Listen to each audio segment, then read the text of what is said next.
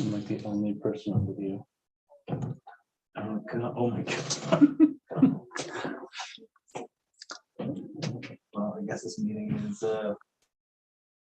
Yeah.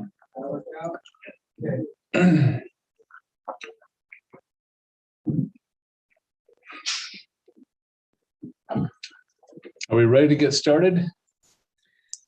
Looks like we've got starting to get critical mass here, so I think we'll probably get rolling. All right. Okay, we'll call the meeting to order. Do a roll call. Yep, I'll go ahead and start. Corey Aldridge. Here. Lynn Hellegard. Shane Stack. Here. Sarah Cofield. Present. Ellen Buchanan. Here. Aaron Pehan. Jacqueline Smith. Chet Krauser. Got it. Chet Krauser. Juniper Davis. Present. Donna Gawker. Grant Carlton, proxy for Donna Gockler. Thank you. Jeremy Keene. Good morning. Ben Weiss. Katie Potts. Vicky Cernich, proxy for Katie Potts. Thank you. Bynum Jackson. Brian Elstad. Eva Rock. Ryan Hammond. I'm here. Ian Ortlieb. Here. And lastly, Emily Brock. All right, thank you. You forgot to put me in the mix, Lynn Hellegard. I'm present. Perfect. I'll mark you down. All right. Okay. Anyone else? Good. Somebody else say something? No? All right. So next on the agenda is the approval of minutes. Unless there's any changes to the minutes, those will stand approved. Then we'll move on to public comment. If anybody is on the phone and would like to make public comment, press *9 to raise your hand to be recognized, and then *6 to mute and unmute.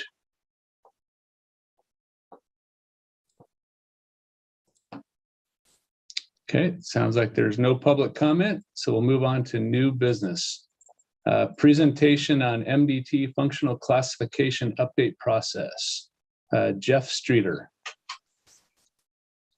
Hi, yeah, thanks. I'm Jeff Streeter. Let me go ahead and share my screen here.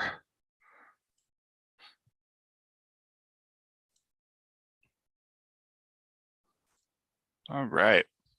Hopefully you all can see that presentation there and can hear me all right. Let me just move something around. All right.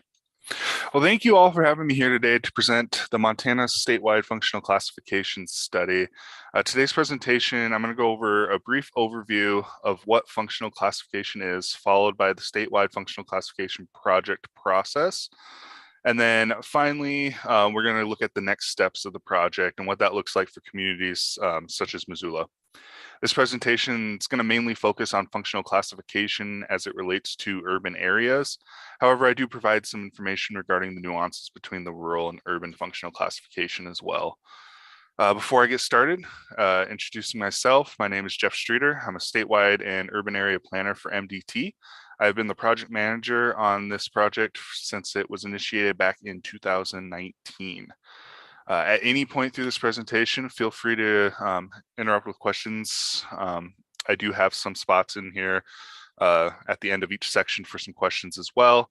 But this presentation is really an educational purpose and just to let you know what the project is and what we've done to get to the point we're at today. I'm open to any questions. I'm very excited to be here talking about functional class. So moving on to part one, what is functional classification? So functional classification is a method of classifying roads by the service they provide as part of an overall highway system. Road systems, whether in an urban area, the state of Montana, or the nation, is a vast network that connects places and people within and across state boundaries, city limits, or borders.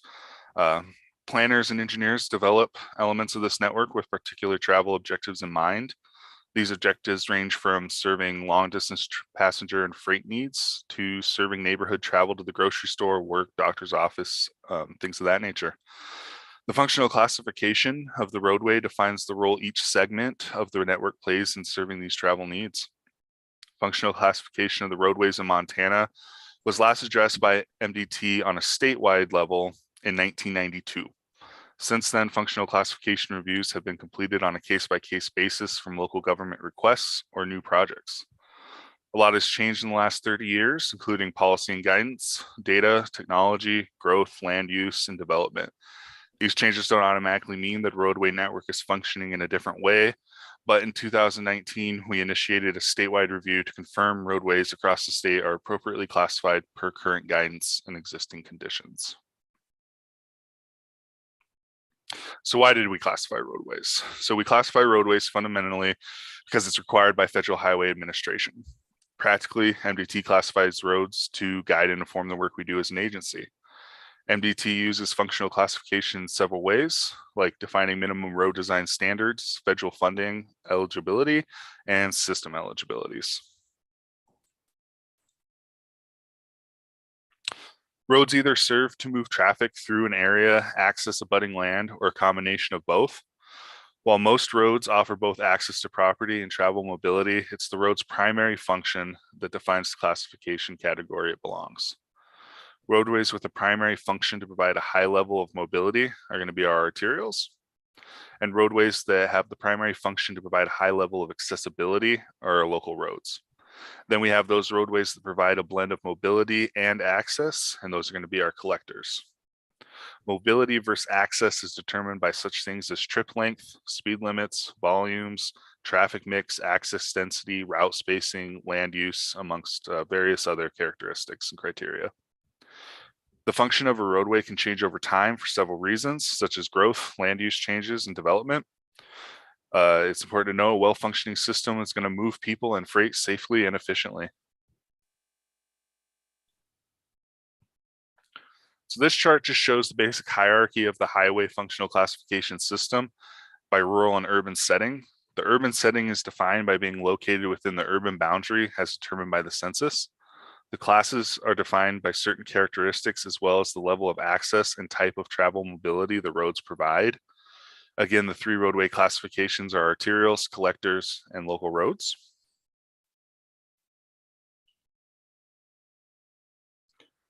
This image here illustrates the network of roadway classifications. Each classification is represented by a specific color called for in federal guidance.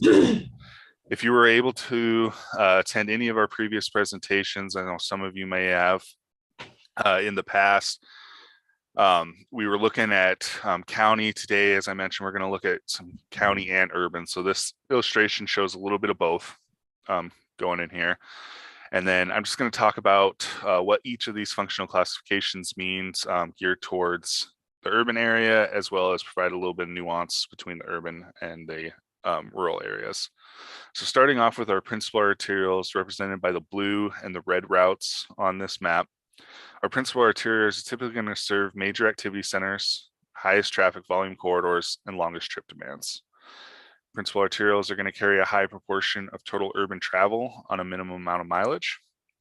They're going to interconnect and provide continuity for major rural corridors to accommodate trips entering, leaving the urban area, and movement through the urban area.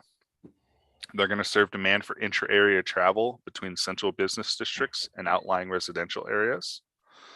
The main difference between rural and urban principal arterials is the service switches to destination areas or major activity centers within the urban area and do not typically have to exhibit the longer distances of travel that we see outside the urban areas. Also, the function is typically for travel mobility, navigating through, entering, and leaving those urban areas versus our rural principal arterials that typically connect the larger areas within the state. Moving on to our minor arterials, represented by the brown routes here on the map. Our urban minor arterials are going to interconnect and augment the higher level arterials, serve trips of moderate length at somewhat lower levels of travel mobility than our principal arterials. They're going to distribute traffic to smaller geographic areas than those served by higher level arterials, provide more land access than principal arterials without penetrating identifiable neighborhoods, provide urban connections for rural collectors. Minor arterial characteristics in the urban area are very similar to our rural areas in the ways that they're going to interconnect with the other roadways. Moving on to our major collectors, represented by the yellow gold routes there on the map. Urban major collectors are going to serve both land access and traffic circulation in high density residential and commercial industrial areas. They penetrate residential neighborhoods, often for significant distances. Distribute and channel trips between local roads and arterials, usually over 3/4 of a mile. Operating characteristics of our urban major collectors include higher speeds and more signalized intersections. Our urban major collectors differ mostly from our rural counties in that distances and mobility became higher factors within the rural county, where spacing and connectivity were higher factors in reviewing functional classification in the urban areas. And then moving on to our minor collectors, the green routes here on this graphic. Our urban minor collectors are going to serve both land access and traffic circulation in lower density residential and commercial industrial areas, penetrate residential neighborhoods, often only for shorter distances, distribute and channel trips between local roads and arterials, usually over a distance less than 3/4 of a mile. And operating characteristics of an urban minor collector are going to include lower speeds and fewer signalized intersections. It's important to note local governments such as MPOs or urban areas may have their own functional classification system that may differ from the federal functional classification. The local functional classification typically is going to look towards future needs and projections, whereas the federal functional classification is based on how the roadway is functioning today. It's important to note that the local functional classification does not drive federal functional classification and vice versa. So these next few slides is going to be a series just illustrating how the functional class roadway network fills in our state of Montana. You can see starting here with our principal arterial interstates, they run across and through Montana from the East Coast to the West Coast. Now we're going to further fill in that network with our principal arterials. As I mentioned earlier, looking at our principal arterials here on this slide, it's included with our counties and urban boundaries. So functional classifications do not stop at these boundaries and should continue through to provide that overall mobility network. Although we're mainly focused on the urban area classification for this presentation, because the urban boundary often does include both county and city jurisdictions, as well as many of our counties and urban areas may have started receiving some functional classification documents already. I'm just going to provide a brief overview, kind of expanding on our nuances between our functional class between the rural and urban areas. So starting off with our principal arterials here, nuances in regards to service. In the rural context, our principal arterials are going to connect urbanized areas throughout the state and provide interstate travel. In an urban area, principal arterials are going to serve those major activity centers. Major activity centers are things such as high volume schools, hospitals, business districts. Additionally, urban principal arterials will provide traffic mobility that is entering, exiting, and moving through that urban area. Characteristics wise of our principal arterials, the travel characteristics in both rural and urban contexts is to provide for the largest volume and greatest distance of movement through the area. Typically, the principal arterials will see our highest traffic counts, or AADTs.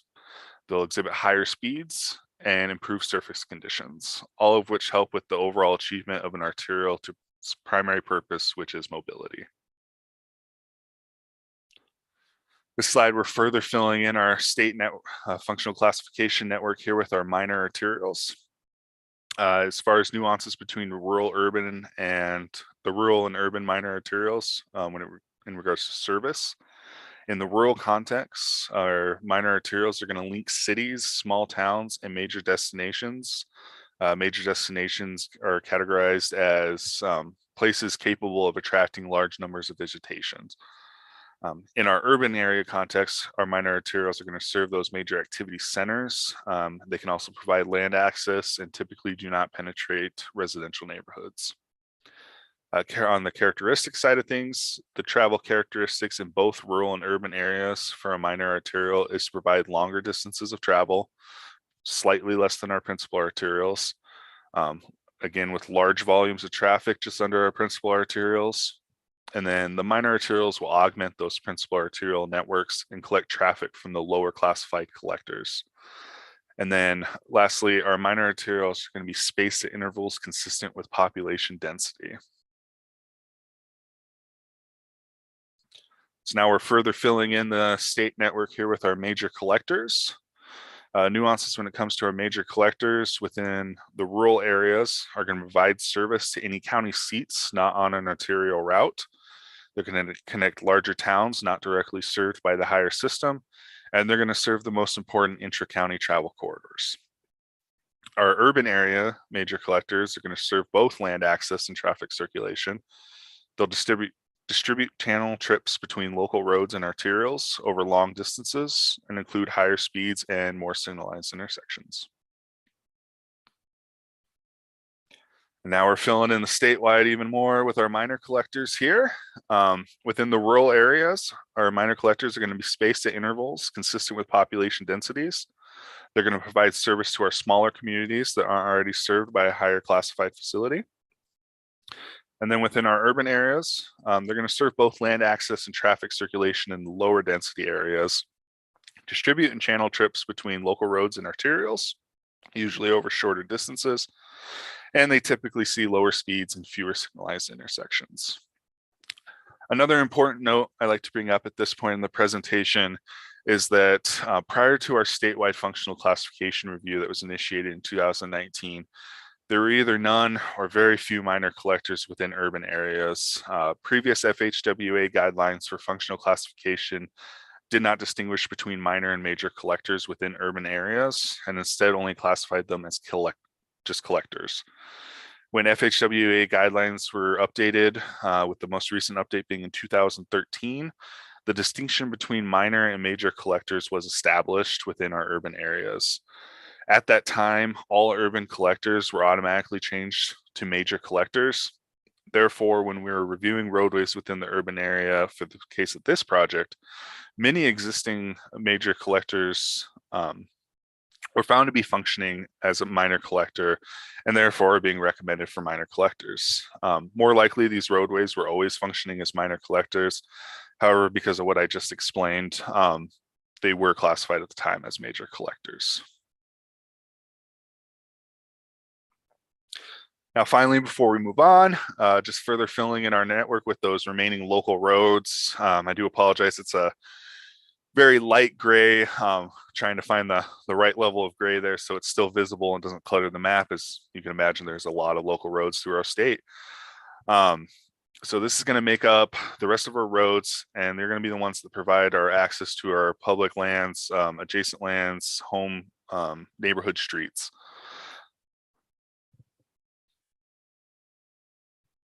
So now you've kind of got an idea of how the functional class fills in our network. Just a brief history of functional classification. A lot of this has already been mentioned throughout the presentation so far. So I'm just going to highlight a few of the details on this slide here. So one important note is that the functional classification used to be reviewed with future needs in mind. Current FHWA guidelines calls for a roadway to be classified as it is functioning today. This slide also details how the last statewide review by MDT was completed in 1992, prior to the most recent updated guidelines in 2013. As mentioned earlier, the amount of time that has passed, coupled with the updated guidelines, is the reason why we initiated the project, as well as the improved resources for the purpose of a project this size.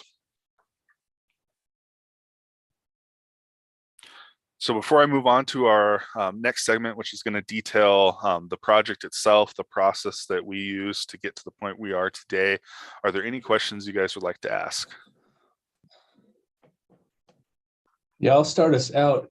So if MDT could go and eliminate highways or roads, how many of them would you eliminate? Because that's a lot. So I guess I'm not 100% clear on what you mean by eliminate roads. So every road in the state is going to have a functional classification. So it's just going to be if that classification is correct and if it's going to fall into that appropriate category. So are you saying like if we maybe lower classification on a roadway? No, just when you look at the road map, you can see a lot of bypass, I guess, area, roadways that were built, which just seem like additional funding requirements to maintain. So, I mean, has MDT have ever thought about closing some of those? I'm not 100% sure. When it comes to the functional class, system maintenance, road closing, that's not really a criteria for the review of the functional class. It can, system eligibilities and funding opportunities and can be effects of a functional classification, but for the purpose of this project, to keep our goal focused on just functional class, for this project, we weren't looking at things like that. And then additionally, though, you do bring up a good point with maintenance responsibilities. As far as functional class review goes, any of these functional classification recommendations, anything that you guys will be receiving, the functional class does not affect the current maintenance responsibilities on roadways. So, okay, great. Anybody else have questions? All right, I'm not seeing any hands or anything, so. All right. So moving on, we have part 2 here, which is, like I mentioned, this Statual project process that MDT used to kind of kick off this functional classification review and get to where we are today. So when we initiated the project back in 2019, our first step was to create teams and set up a plan for reviewing that would ensure that all roadways across the state were reviewed consistently and thoroughly. The review process members included planning management. Planning management was tasked with reviewing all the recommendations and justifications. Project managers tasked with facilitating the project, and the review team tasked with the actual review of the roadways, and the mapping and data team that was tasked with providing reviewers and managers with technical resources and data to conduct the reviews and produce final maps. After the initial review process, all recommended functional classification changes were put through an internal process to determine the accuracy of the recommendations. This process included our district staff, such as district administrators, maintenance staff, secondary roads programs, and engineers. These members of MDT reviewed the classification changes that are being proposed and provided input, potential alterations, additional information, and potential impacts from the changes proposed. This slide represents just some of the resources that were available to the review team when completing the reviews. The review team had an abundance of data for routes within the state to complete the reviews and to help ensure consistency amongst the different areas. It's extremely important to note we are bound by federal guidelines when reviewing functional classification.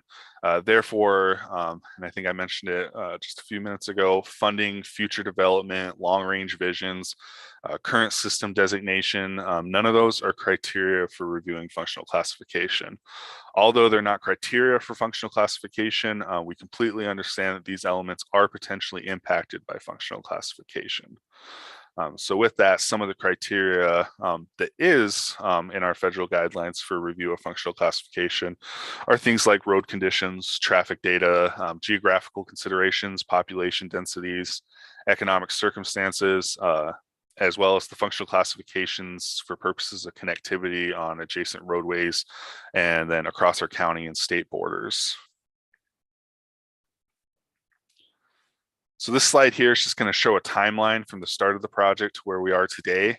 The project was initiated in 2019, which included reviewing the past process from 1992 and updating that to current standards here, and then finalizing the review process.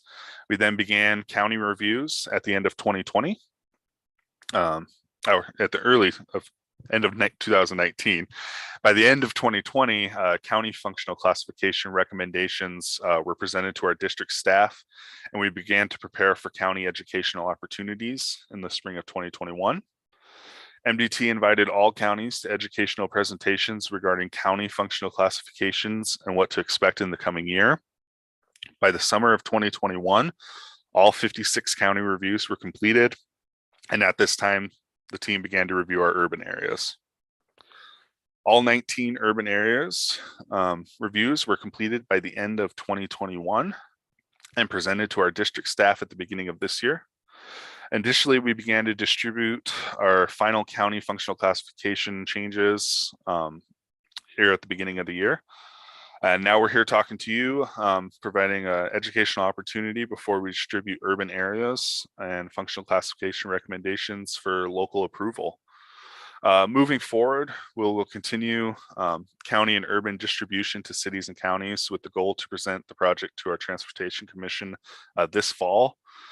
Finally, following MDT Commission review and concurrence, the final functional classification changes will go to FHWA for approval by the end of the year. This just kind of provides a little more depth on our timeline here and the process we had. So as I mentioned, we started with our county level reviews. Those have since been completed. And then we moved on to our urban areas that have been completed. And then we took those findings and we've presented them internally with MDT district and MDT division staff for their concurrence. And we have coordinated with FHWA to let them know we're aware, they're aware of how we're tackling the project, our processes, and then coordination with local officials. So that's where we are here. Since the beginning of this project, we did always want to ensure that obviously we are coordinating with locals due to the size of this project and the review of every roadway in the state. Trying to find a perfect place to fit that coordination in was a tricky subject and a tricky way to handle it. So where we landed was, the reviews get our initial review, and then once we get those reviews, start reaching out to our communities and locals with our recommendations. I do have some slides towards the end that will go further into detail on that coordination aspect and details kind of the processes for what you guys can expect to receive from us, and how we'll move forward and coordinate when you do receive those. And then with that, we're hoping to finalize our recommendations after we do complete that coordination. And then we're in progress of drafting a statewide review report. That's just a compilation report that's going to go to FHWA at the end of the year with all our recommendations. We're going to take it to Transportation Commission for their concurrence this fall with FHWA approval at the end of the year. Once we receive our FHWA approval, we'll then begin updating our agency databases, systems, and processes. So before I get into our next step, which is going to detail that local coordination aspect, as well as what you guys can expect to see from us here in the coming months. Any questions on the timeline and the processes we took in completing these reviews? Good. Jeremy? Can you clarify, is MDT classifying all of the roads in the state or just roads that are on MDT system? So it was a comprehensive review of all roads throughout the state, not just MDT routes. Thank you.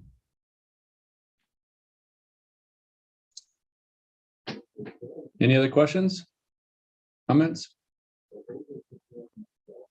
All right, let's move on to part 3. All right, thank you. All right, so what you see on this screen here is a signature map MDT we're using to present our recommendations to each local government. It's going to have slots for signatures for local approval. The final functional classification recommendation map and table is created for each county, urban area, and reservation. These maps detail the functional class changes in both a visual and table format. These maps are going to be printed on an 11x17 and will be what you all receive in the mail when we begin coordination. Hard copies of the maps and tables are going to be sent to each city and county commission or council, with electronic distribution to the planning and public work staff, understanding that the commission's most likely going to rely on the public work and planning staff to explain and detail what functional classification is. Kind of going back and forth between this slide and the next slide. This is that table that's going to be accompanied with that map. So for the purpose of this presentation, we're looking at the Belgrade urban area functional class changes. And so for this one, you'll see on the left that map ID column, those numbers there, those numbers are going to match the map you receive to those black reference bubbles on the map, so you can coordinate where the change is. And then additionally, you'll see over to the right what the current functional classification change is, and then what we're proposing is the appropriate functional classification change, as well as towards the right there, whether the route is currently on system or state maintained. And then that information in the middle there is going to be just some additional information on the beginning and end junctions and mileage accumulation of our recommendations, which also is represented visually on the map portion of the slides here. Let's see. So then once you receive these maps, obviously there's going to be questions. And so trying to, get ahead of those, how does functional classification affect you? The biggest effects that our functional classification is going to have on you is going to be project planning on state routes and emergency relief to projects. For the emergency relief of projects within the urban area, minor collectors and above in the need of those ER funds, you're going to be coordinating with MDT and FHWA for funding. For local roads, local officials will need to coordinate with FEMA for funding. Important to note that this is just for urban areas. The minor collector cutoff is just the urban areas. When we get into our rural areas, that cutoff is going to be at major collectors, so that the major collectors and above, the local officials will need to coordinate with MDT and FHWA for funding. And then the minor collector and local roads would be through FEMA. And then additionally, the project planning on the state routes,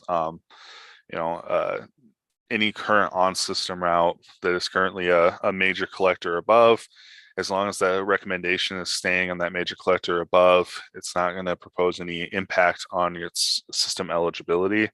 However, if there's a recommendation below that major collector functional classification, that would trigger an effect to then make it ineligible for the system, the highway system. With that, just another reminder that, again, although that is an impact of functional classification review, it is not a criteria for the review of functional classification. But those are all things we can kind of work through with you guys, which leads us to that is the end of the presentation. But before I open it up and ask for questions, just because, as I mentioned earlier, we have started distributing our rural county reviews amongst 2 of our districts and are continuing that process. And in doing so, I've received a lot of questions already.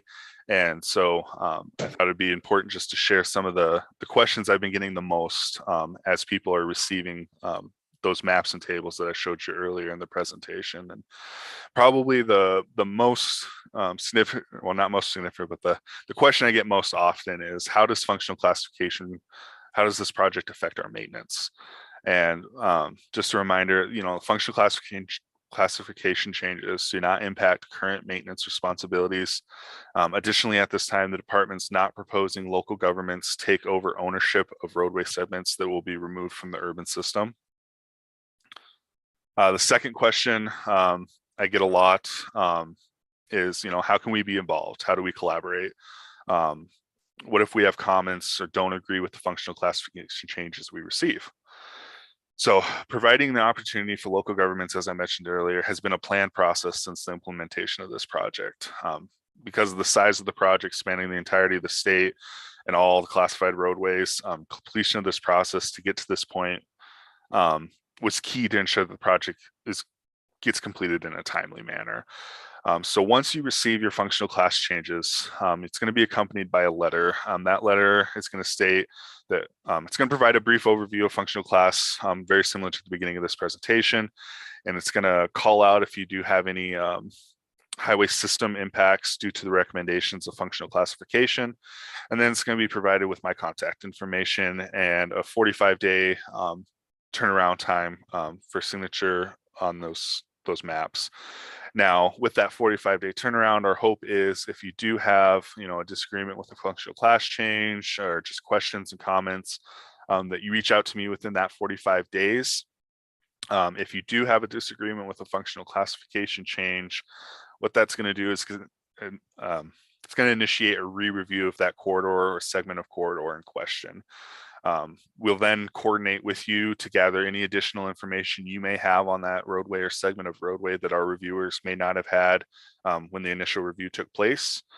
Information we'd be looking for from you guys may include unknown traffic generators that we didn't see in our initial reviews, major activity centers, traffic counts or ADTs, surface conditions, traffic flow patterns, anything that we can use against our federal guidelines to help us in the re-review of the corridor in question.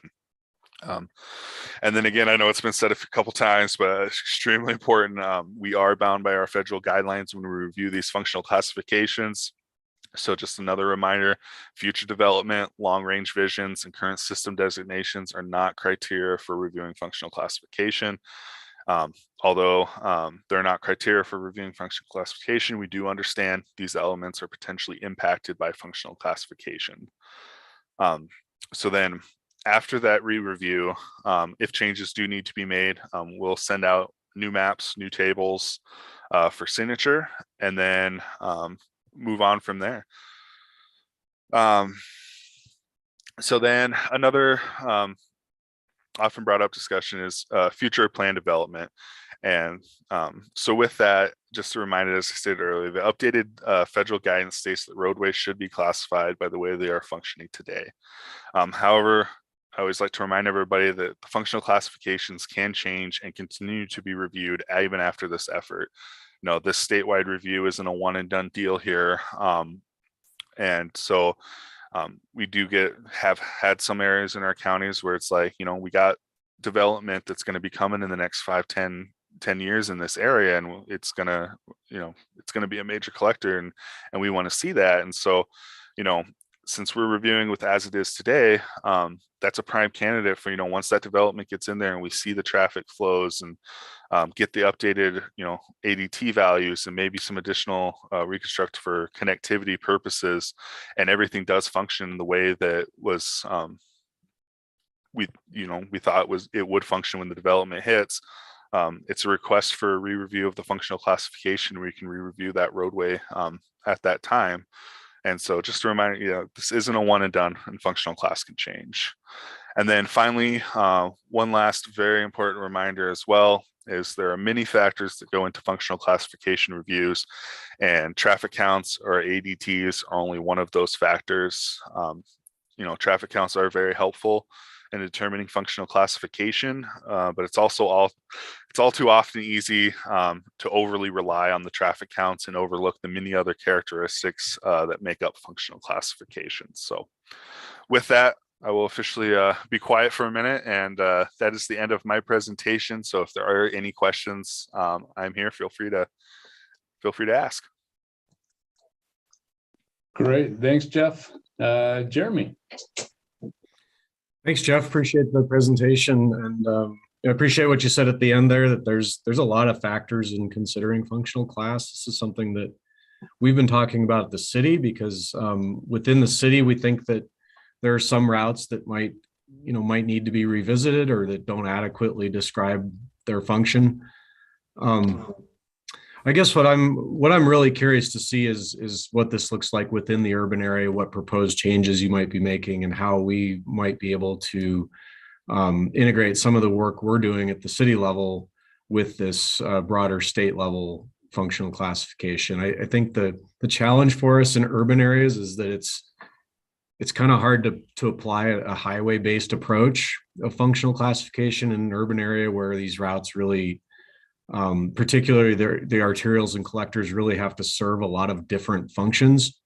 And it's really driven by that land use. We have arterial streets that go through residential areas, commercial areas, downtown areas, and they're all different. And so, we've been talking about how to apply different lenses to those corridors in terms of what their function is, how they address the land use, and provide that access to a destination versus what you described as mobility, which I really think is throughput. It's that connection between different communities. So I think there's a lot of nuance to this, and we'd certainly like to have the opportunity to work with you on getting that aligned with the work we're doing at the local level.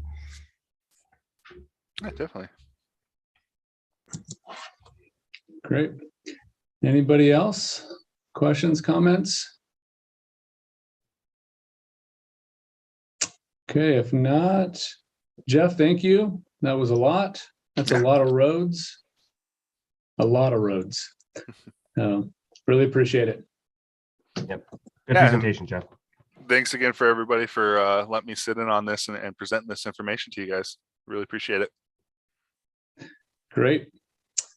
Okay, we'll move on to the next item, 4.2, presentation on the Missoula County Pathways and Trails Plan Scope of Project and Preliminary Outreach Results. Travis, there. Thank you. Morning, everybody. And my name's Travis Ross. I am the Operations Administrator with Missoula County Parks, Trails, and Open Lands. And let me get set up here.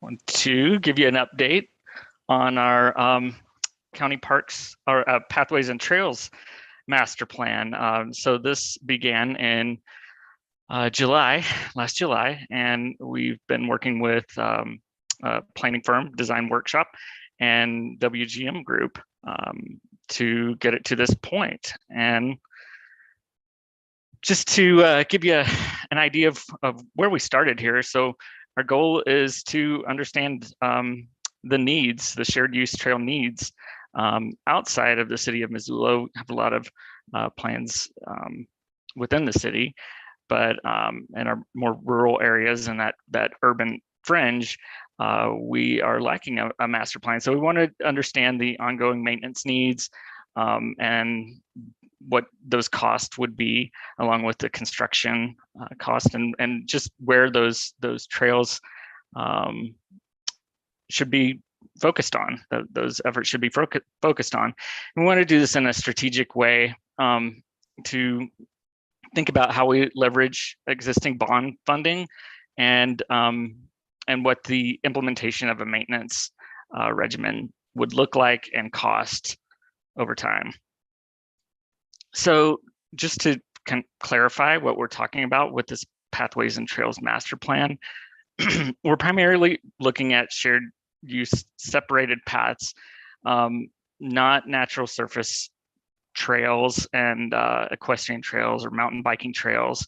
In some cases, it could be a wider sidewalk, but it really isn't intended to be an active transportation plan so much as looking at those regional connections, priority destinations, that sort of thing. So it certainly has some components of an active transportation plan, but it was not intended. That was not the original intent.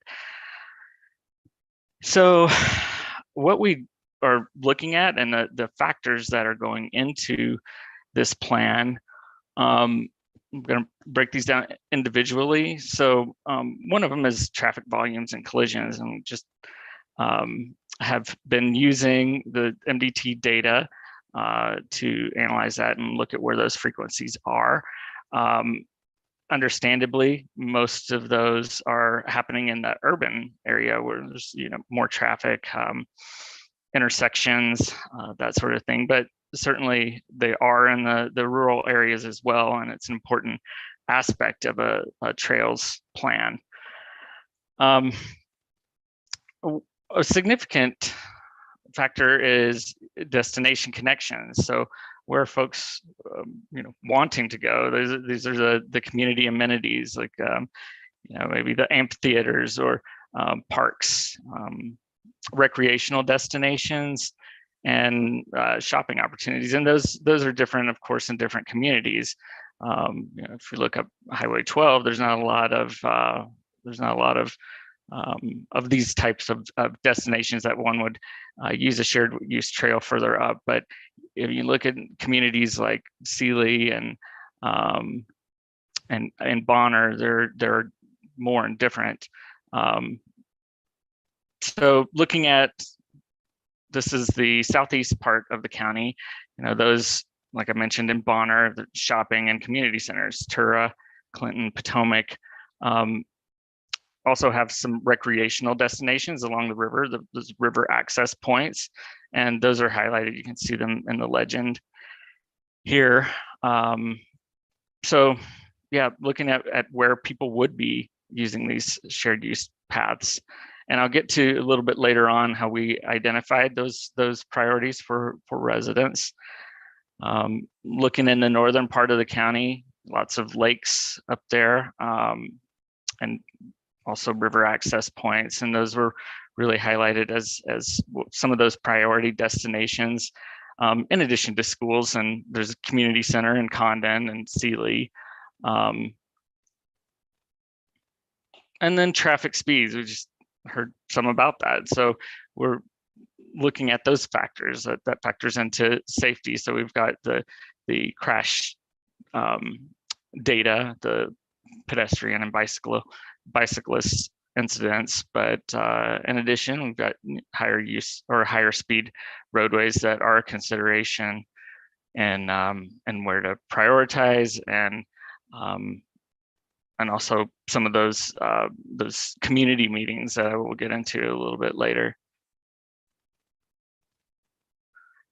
So in the southeast portion, understandably, Highway 83, Highway 200 and 90.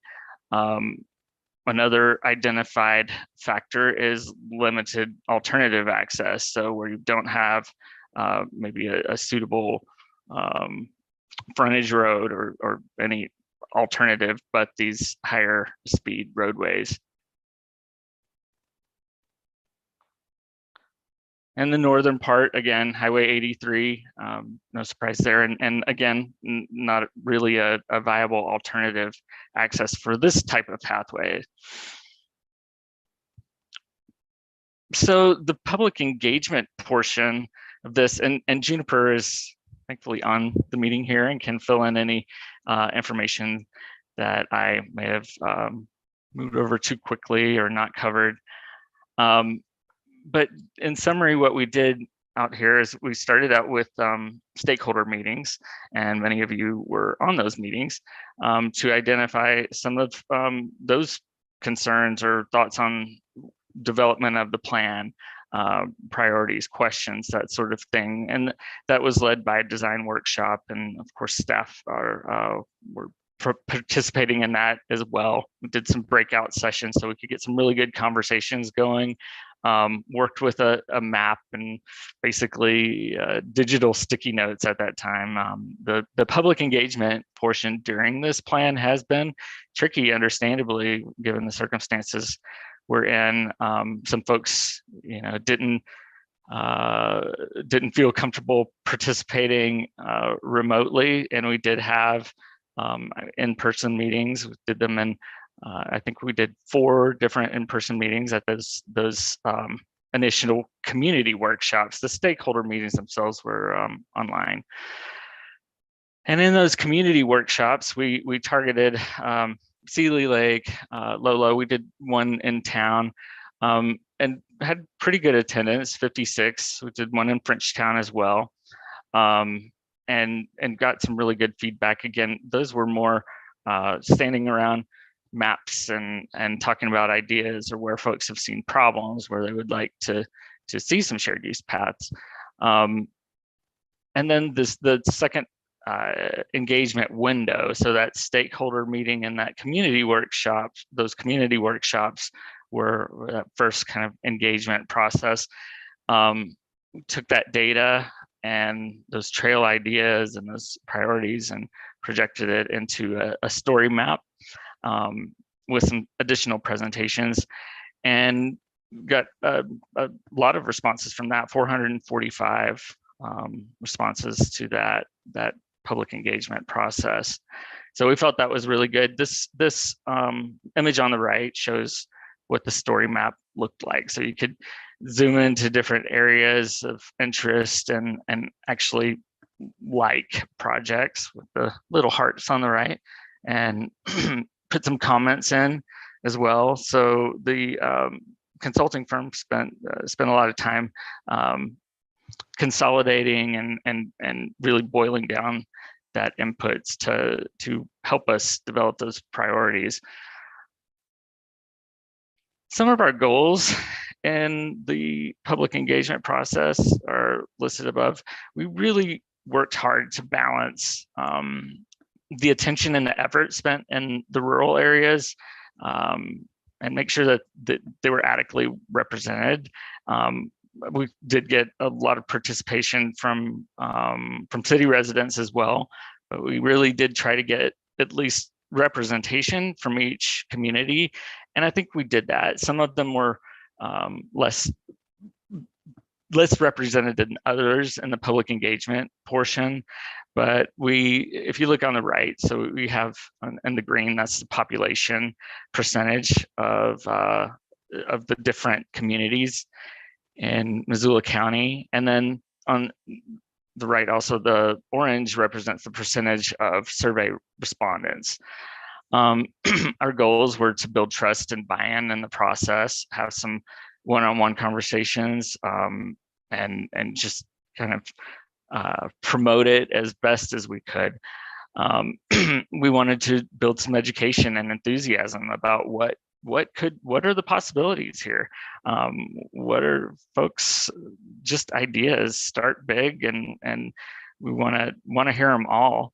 So it was a really good opportunity to hear what people were thinking in different communities, and again, those needs and priorities, and build some partnerships for implementation.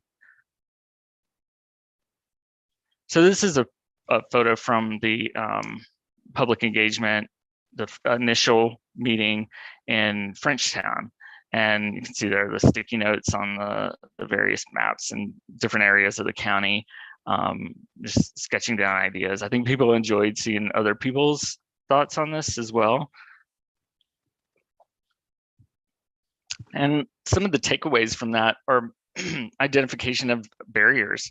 We heard some good feedback that really we hadn't heard before about where people struggle or where they want to travel and just can't, or that it's not safe, or where they see kids walking that you know, or recreationalists or what have you, and also identifying generally what those priorities are, like why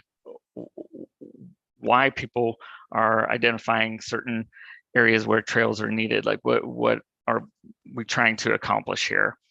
And some highlight routes were identified pretty early on, just based on the number of sticky notes and likes that that we got in the online story maps and comments received. So, and those are here on bulleted out at the bottom. So continuation of the Mullen Trail, the Bonner Streetcar Project, the connection to the Bitterroot Trail, so like out to Blue Mountain.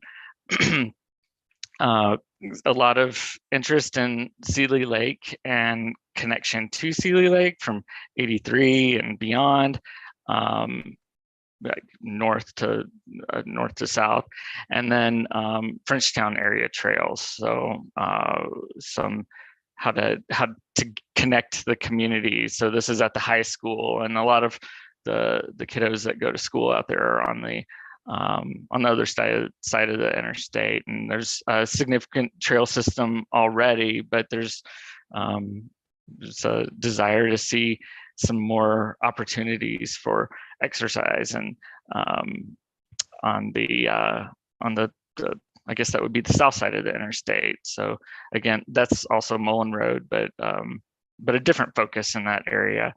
So heard some really good things at these in-person workshops, and some of the prioritization criteria that came out of those are here on the right. There's 5 of them, and each of them will have different weights based on that criteria, and we have a steering committee, and John from MPO has been participating in that as well. So working with the consultant, steering committee, getting data feedback from the public and stakeholders, identified these 5 criteria, which are clarified on the right. Each of them will have different points, different weights as we move forward in developing that draft plan for review. But access, connection to those destinations, closing gaps in systems, the resiliency, that's where we are looking at a trail along an emergency evacuation route, or what may be also serve a dual purpose as a fire break. Of course, community support, and we do need to look at the fiscal impacts and environmental impacts, proximity to wetlands and waterways, how it may affect agricultural properties, and where we may have limited right-of-way or steep grade, geologic issues, geotechnical issues. And of course, safety is a priority as well. We talked about that high crash frequency and high speed roadways, where folks don't have the infrastructure to get around on a shared use path. What we're looking at for implementation is we want to evaluate the capital costs and have an understanding of what these projects would cost. It'll help us pursue projects, pursue funding, and really know what the ongoing impact to taxpayers will be. Operation and maintenance is a key part of that. So often there's funding available for grants for construction, but that ongoing maintenance piece is not something that's well understood in these more rural opportunities for shared use paths. So you can see we have 3 criteria on the capital cost part. So unconstrained would be where, no significant right-of-way or geotechnical issues. Those constrained rural routes are quite the opposite, where we don't have right-of-way, or it would be quite difficult to acquire it. And then urban paved curb change or right-of-way reconfiguration. So those will have different costs, and also have those ongoing operations and maintenance. So what's it going to cost to remove the snow? How frequently will it need to be done? Same with mowing and sweeping, and what the life cycle costs are as well. Eventually they need crack seal or pavement preservation, and how often and what does that cost? So WGM has been working on that portion. It's been a good collaboration with design workshop, taking the lead and most aspects of this. And then WGM is helping with some of the more local knowledge and data, and compiling that in that implementation piece, the ongoing maintenance and the construction cost. And we've really kept a pretty rigorous or steady schedule in getting this plan developed. We didn't want it to be drawn out too long, and recognizing that there are funding opportunities on the horizon, likely for this type of infrastructure. We want to do the best we can to be ahead of that and take advantage of that. And that's what I was talking about earlier with the leveraging trails bond. So looking at opportunities where we could bring a match to a grant program that fits in a priority scale, so we can be strategic in where we tackle these projects or where we approach these projects. So it's been a great process, and it's going to be a great product. It's really going to help us focus our time and attention, funding. And so the schedule is pretty compressed over the next couple of months. We're right at the end here. So our goal is to have to start seeking a formal adoption of the plan the end of May. So we'll be reviewing the 90% draft and getting that out to our steering committee in the middle of April. And then we'll begin advertising that public comment period shortly thereafter, and do the final round of engagement on the workshops and presenting that draft plan, and again seeking comments and refining that. So yeah, exciting stuff. And I will turn it over to Juniper, and so she can add any additional pieces that I may have glossed over. So yeah, thanks Travis. That nothing was glossed over. I appreciate the presentation. And yeah, I mean, for those of you in today's meeting, most of you are likely aware of this, right? But the county hasn't undertaken this type of planning effort in the past. So this really is the first time that the county has looked at what shared use paths should look like or could look like throughout the county. So we're pretty excited about it. When we first began the visioning for this effort, it was, gosh, almost 2 years ago. And we knew we were optimistic about achieving kind of an end goal that would be really beneficial. But we didn't really know exactly what the effort was going to look like or where it would lead us in the end. And I have to say, we've been really pleased with where we've been since that time 2 years ago when we first started thinking about this. We've been really happy with our consultant design workshop. Like Travis said, they've worked with us to keep a really tight schedule. It was a priority of ours not to let this languish too long. And so we're going to have this plan started and finished in less than a year. We've kept it on budget as well. But more importantly, I just think we've been able to engage a lot of community members, folks who aren't traditionally engaged in these types of conversations. And along with that, we've learned a lot of new things and found out a lot more about local priorities than we did previously. And it's going to really set us up, I think, for success. So I don't know, that's all. No, thank you, Travis, for a great presentation. And I guess I'll just say thanks to those in the meeting who've attended our steering and stakeholder group meetings. And Travis, for your work on this as well. And we're going to bring a more detailed presentation to you all in an upcoming meeting.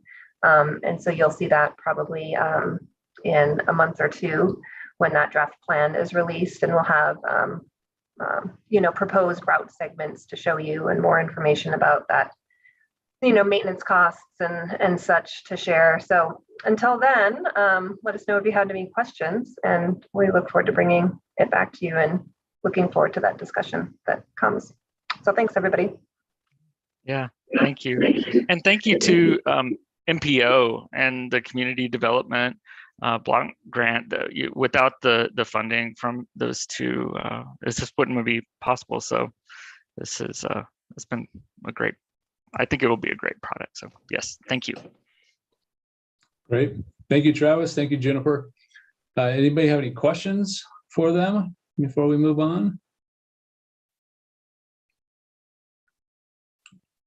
Okay, well, this is great. We look forward to seeing the final product. All right, let's move on to item 4.3, presentation of Missoula in Motion annual report. Catherine. Hello, thanks for having us. Let me just share my screen here.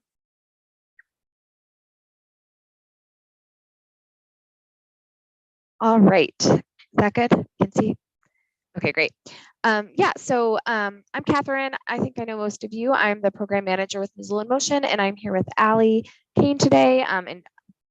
She's a program specialist with MIM, and we will just be giving you a little overview of some of our accomplishments in the last calendar year. So we'll keep it short. All right. So we at Missoula in Motion, we really address this question of if we build it, will they come? So we know that in order to shift people out of their cars and into sustainable modes, it's really important to have infrastructure to support sustainable transportation. So we need to have great bus service. We need to have safe and convenient bike routes. But we also know that just building the infrastructure doesn't quite move the needle enough. It gets some people out of their cars, but a lot of people need some additional support and encouragement and just education around how to use sustainable transportation, and even just an intervention to get them thinking about using a different way to get around other than driving alone in their car. So a lot of times providing some additional education and support and encouragement can really get a lot more people using that infrastructure than just building it. So that's really where we come in. We work with a lot of different employers throughout town. We do services programs that target just individual commuters, and we also do a number of events throughout Missoula. And so, yeah, our goal is to really maximize the local investments in the infrastructure that we have and get more people to use sustainable transportation and feel confident and comfortable doing so. We are a small team of 3, so Stacy and I, Allie and I, and then also Stacy, who's she is not doing the presentation today, but she did design our beautiful annual report today. So. One of our programs is Way To Go Missoula. So that is our website that supports a lot of the different programming we do. So it includes a option to find other people to carpool with. So there's a carpool matching feature that can be really useful. Individuals can search for bike routes by level of comfort, so allowing them to bypass the busy and high traffic streets. And then we also use this website to encourage employers to set their own commuter incentive programs up at their workplaces to provide incentives for their employees to use sustainable transportation. And we have a monthly trip challenge program. So we offer monthly incentives to individuals that are able to use sustainable transportation even just a few times throughout the month, recognizing that we don't want to just award and incentivize the people that are doing it all the time. Rather, we want to get everyone in our community to think about how they can even just do 1 or 2 trips a week using sustainable transportation and highlighting the benefit of that. So we partner with 2 different local businesses every month and offer incentives if people log their sustainable trips with our website. And in the past few years, we've transitioned more and more to providing individualized resources. So really working one-on-one with individuals and offering some really tailored resources and information to help them address the barriers that they may experience to using sustainable transportation. And then providing, again, that really specific information and kind of guidance that they need to see how they can incorporate sustainable transportation into their daily or weekly routines. So we've done this through different models. This in 2021, we had 2 different programs. One targeted people who had recently moved. So we know that when someone moves to a new residence, whether they're in a new neighborhood or they're brand new to the Missoula area, it's a really opportune time to talk to them about transportation options because they haven't formed habits yet. They're about to form new habits about how they get around to their new household. And they're often curious about the transportation infrastructure serving their new neighborhood. So what bus routes serve my new area? And am I close to one of our pedestrian trails or shared use paths? So our new Missoulian campaign targeted those folks. And then we also did one in a second program in the summer that we focused on a neighborhood. And this year we looked at the Franklin to the Fort neighborhood. So we provided some really tailored resources to residents living in that area and encouraging them to opt for sustainable transportation. And we know that these programs, they do take a lot more resources and staff time investing in individuals to provide these really tailored resources and having those one-on-one conversations, but we also see evidence that they can really create more long-lasting behavior change than just kind of like a mass marketing approach. So we think that, yeah, we've had a lot of success with these programs and we'll continue to implement them in future years. Then our flagship Open Streets program is Sunday Streets Missoula. We really try and get people to rethink how we see our streets and our public spaces and see how they can be more bikeable and walkable. So this year we took Sunday Streets to a neighborhood and we worked with Franklin to the Fort. It kind of complemented really well with our individualized marketing program as a way to engage this neighborhood and the residents in thinking about how they get around and if they can do so in a sustainable way. So we shut down 1 mile of streets in a loop route, and we had different activity nodes. We partnered with local businesses and nonprofits. And we had a lot of people from the Franklin to the Fort neighborhood and all throughout Missoula come out and have the opportunity to bike and walk in a street that was closed to cars, and so that they could feel comfortable doing so in a really low stress environment, and then ideally feel confident seeing that it's really, it is pretty easy to bike and walk to local destinations in my neighborhood on a street, then incorporating that into their the rest of their daily or weekly routines. And this specific particular route highlighted 6 different traffic calming improvements that the neighborhood had put in. So we partnered with a group of neighbors that really spearheaded those.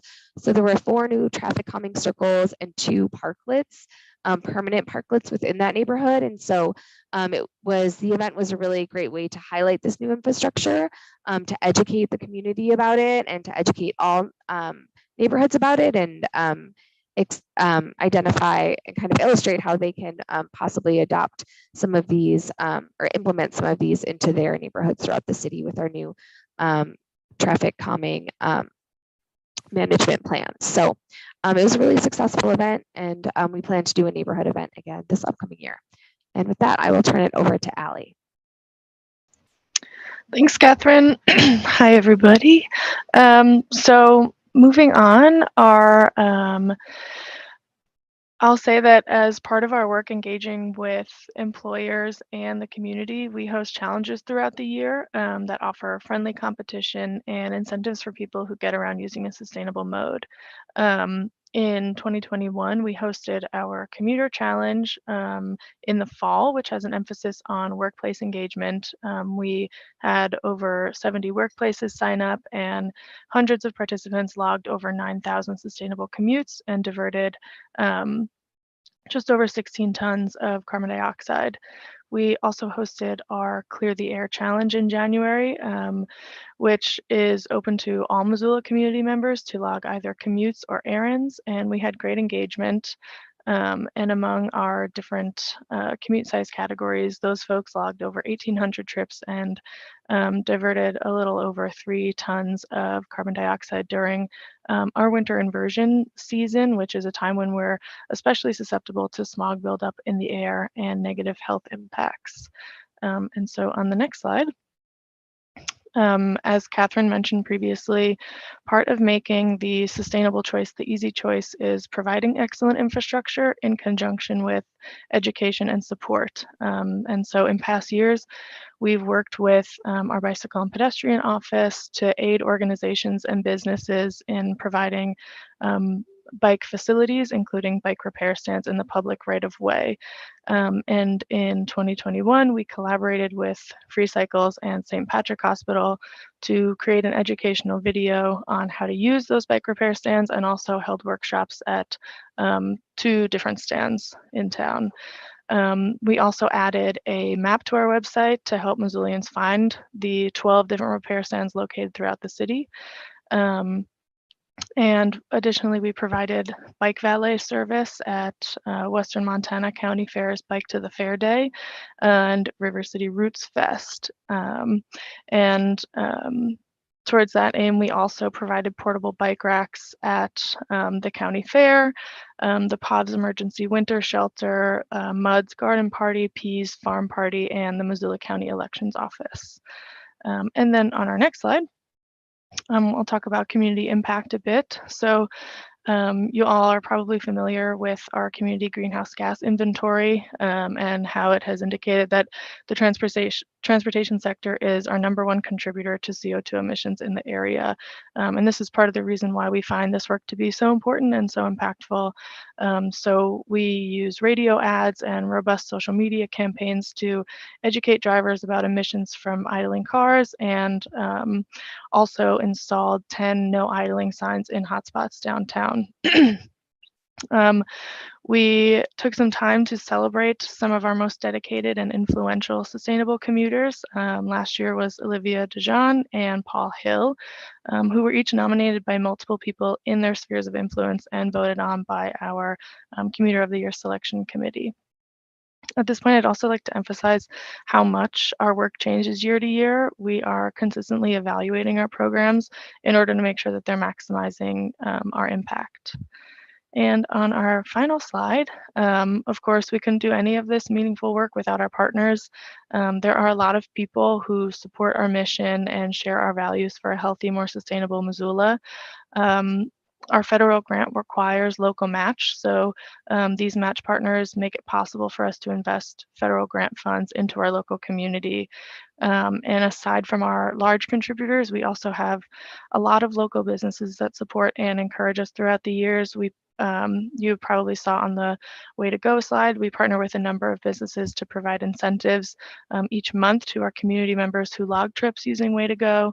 And we also had 20 local sponsors for our commuter challenge, which we're so incredibly grateful for. And so with that, I'll say thank you all. And if we have time, we're happy to take questions. Otherwise, please do reach out if you have any.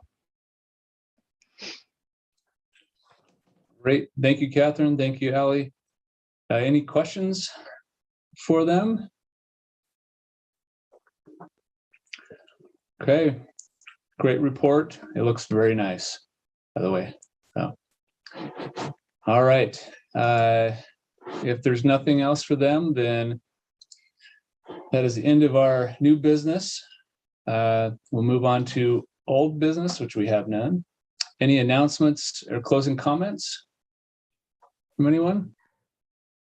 I have one maybe more of an update that will affect potentially future agenda items for this committee and for the MPO, and that's that related to our street sweeper program that we fund through CMAQ. We've been trying to figure out ways to provide sweepers for the city and the county, and we had hoped to proceed with a lease program to be able to at least get the sweepers on the ground temporarily for the city and the county until we can get waivers from the Buy America requirement to be able to purchase new ones.